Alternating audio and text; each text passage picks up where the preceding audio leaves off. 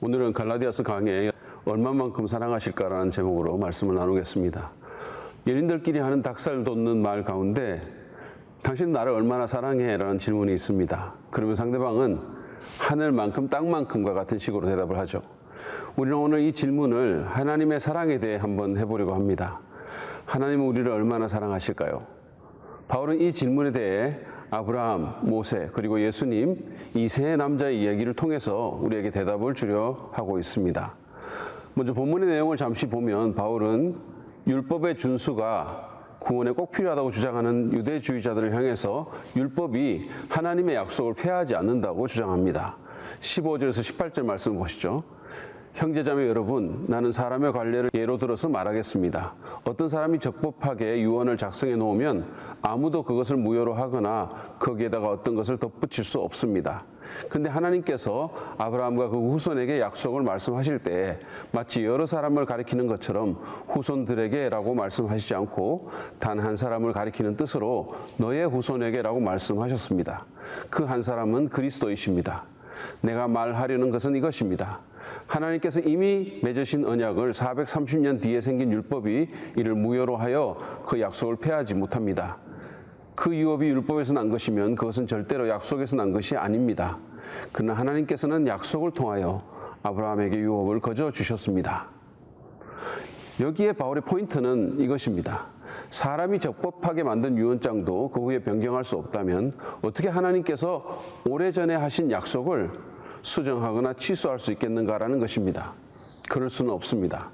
그러면 그 약속이란 무엇입니까? 그것은 유업을 거저 주신다는 것인데 그것은 영적인 유업, 즉 구원의 선물입니다. 이 선물은 아브라함의 후손인 예수 그리스도를 통해 그를 믿는 자에게 무조건적으로, 다시 말해서 공짜로 주어집니다. 아브라함에게 하신 이 약속보다 430년이나 뒤에 생긴 모세의 율법이 그 약속을 폐할 수는 없다는 말입니다. 그러면 율법의 용도는 무엇입니까? 약속을 주신 분도 율법을 주신 분도 하나님이신데 그러면 하나님은 모순되게 행하셨나요? 그렇지 않습니다. 바울은 율법이 약속보다 열등하긴 하지만 한 하나님이 주신 것임을 인정합니다. 그리고 율법과 약속이 모순된 것이 아니라고 말합니다. 오히려 바울은 율법이 약속을 필요 불가결하게 만든다고 주장합니다. 19절에서 22절에 그 내용이 있습니다. 그러면 율법의 용도는 무엇입니까? 율법은 약속을 받으신 그 후손이 오실 때까지 범죄들 때문에 덧붙여 주신 것입니다. 그것은 천사들을 통하여 한 중개자의 손으로 제정되었습니다.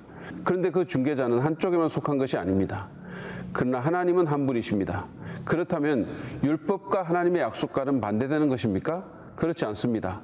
그 중개자가 준 율법이 생명을 줄 수 있는 것이었다면 의롭게 되면 분명히 율법에서 생겼을 것입니다. 그러나 성경은 모든 것이 제 아래에 갇혔다고 말합니다.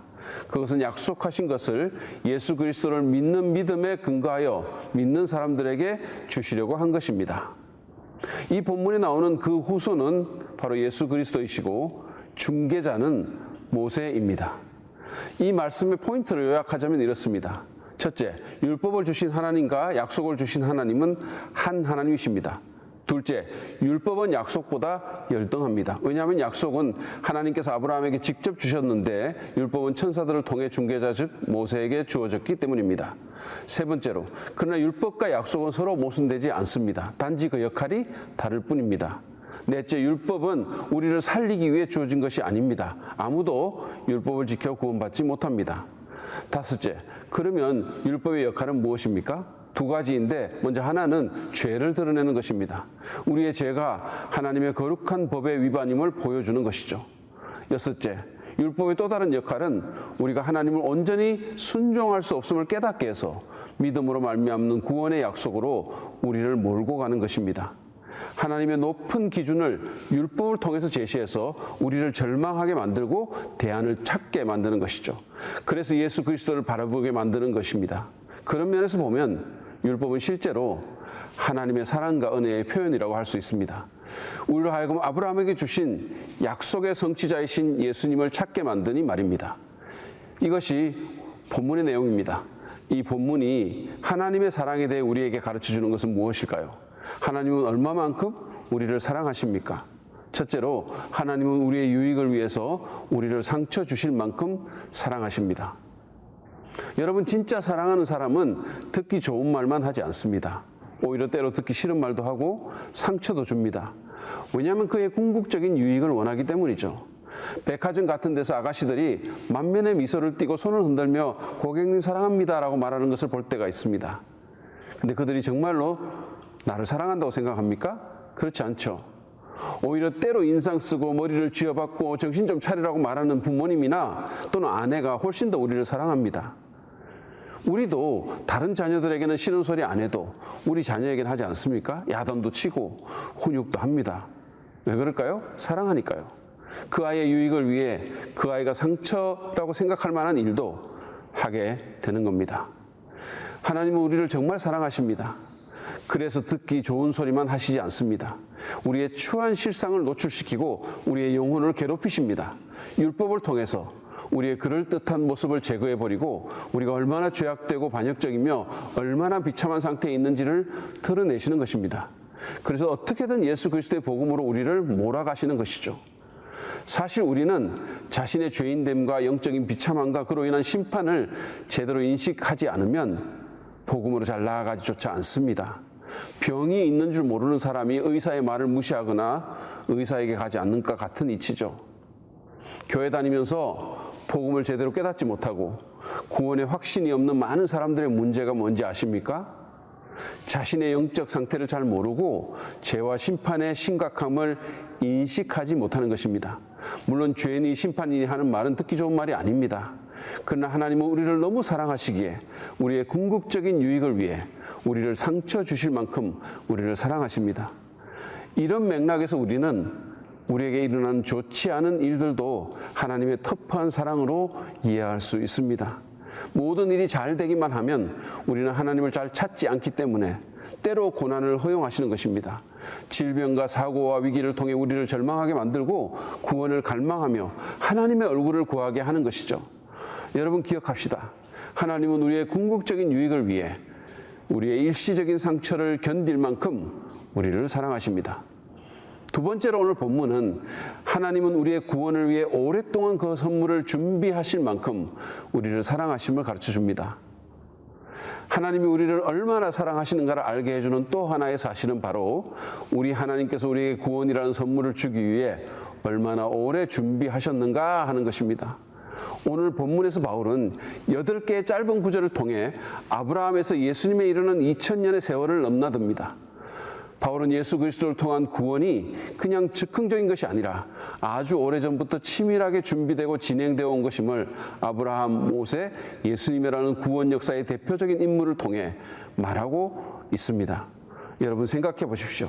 하나님께서 우리에게 구원이라는 선물을 주시기 위해 얼마나 오랫동안 생각하고 계획하고 얼마나 많은 대가를 치르셨는지를. 그분은 우리에게 구원의 선물을 주기 위해 이스라엘이라는 나라를 이집트로 이주시켰다가 광야 40년을 거쳐 다시 팔레스타인 땅으로 인도하셨다가 나라를 남북으로 가르셨다가 느부갓네살이라는 바벨론의 왕을 일으켜 나라가 바벨론에 유배되게 하는 등 거대한 역사를 이끌어 오셨습니다. 그분은 또한 그 오랜 시간 동안 선민들의 죄악과 이스라엘의 배반을 견뎌야 했습니다. 우리의 구원을 위해서 그렇게 긴 시간을 인내하고 준비하신 것입니다. 당신을 위해 오랫동안 준비된 선물이라는 작은 책자가 있습니다. 이 책의 저자인 김민정 목사님은 아담부터 예수 그리스도까지의 긴 구원 역사를 훑어본 후에 이렇게 썼습니다. 하나님께서는 아담이 범죄로 죽게 된 후부터 오랜 세월 인간에게 생명을 주실 예수 그리스도를 준비하셨습니다. 이스라엘을 선택하고 그들을 통해 예수님이 탄생하기까지 하나님은 엄청난 인내와 아픔의 시간을 견디셨습니다. 하나님의 백성인 이스라엘은 끝없이 하나님을 배반했으나 하나님은 구원을 위한 열망으로 그들을 인내하고 사랑하시며 결국 자신의 아들을 탄생시키고 구원의 역사를 이루셨습니다. 구원의 선물을 주시려는 하나님의 마음은 그 긴 세월 동안 상처투성이가 되셨습니다. 그러면서 그는 결론적으로 말합니다. 당신을 위해 오랫동안 준비하신 선물, 그것은 바로 예수 그리스도입니다. 그렇습니다. 하나님은 그렇게 우리를 사랑하십니다. 우리에게 구원이라는 선물을 주시기 위해 그 오랜 세월 동안 상처투성이가 되면서 준비하신 것입니다. 그 모든 아픔과 그 모든 대가를 기꺼이 지불할 만큼 우리를 사랑하셨기 때문이죠. 여러분, 하나님은 그렇게 우리를 사랑하십니다. 우리는 오늘 갈라디아서 3장 15절부터 22절 말씀을 통해 하나님의 사랑의 깊이에 대해 생각해 보았습니다. 하나님이 얼마나 우리를 사랑하십니까? 하나님은 우리의 궁극적인 유익을 위해 상처도 허락하실 만큼 우리를 사랑하십니다. 그분은 또한 우리의 구원을 위해 오랫동안 그 선물을 준비하실 만큼 우리를 사랑하십니다. 여러분은 하나님의 그 사랑을 아십니까? 우리를 살리기 위해 오랜 세월 준비하시고 상처투성이가 되시고 마침내 자기 아들까지 내어주신 그 사랑을 경험하셨나요? 아직도 그 사랑을 받지 않았다면 지금 마음을 열고 예수 그리스도 안에서 나타난 그 사랑을 믿음으로 받아들이십시오. 그러면 아브라함에게 하신 죄사함과 의롭다 인정하심, 자유와 하나님의 백성 삼아 주심, 구원과 영생의 약속이 당신의 것이 될 것입니다. 혹시 하나님의 사랑을 깨닫고 구원은 받았지만 지금 삶 속에서 그 사랑을 누리지 못하고 계시는 분이 있으십니까? 하나님의 사랑이 그냥 과거형에 불과합니까? 여러분, 하나님은 지금도 예수님 안에서 여러분을 뜨겁게 사랑하십니다. 우리의 행위와 상관없이 우리를 맹렬히 사랑하십니다. 우리의 유익을 위해 필요하다면 상처도 허용하면서 일관되게 사랑하십니다. 그 사랑에 다시 마음을 여시지 않겠습니까? 여러분의 무감각과 영적인 미온을 회개하고 하나님보다 더 사랑하는 우상이 있다면 그것을 버리고 하나님께 나오시기 바랍니다. 그리고 하나님의 사랑을 이 시간 부어달라고 간구하시기 바랍니다. 율법으로가 아니라 약속을 믿고 사랑으로 살게 해달라고 기도합시다. 아브라함과 모세와 예수 그리스도를 통해 드러난 하나님의 그 사랑이 다시 한번 우리 모두에게 부어지시기를 주님의 이름으로 축복합니다.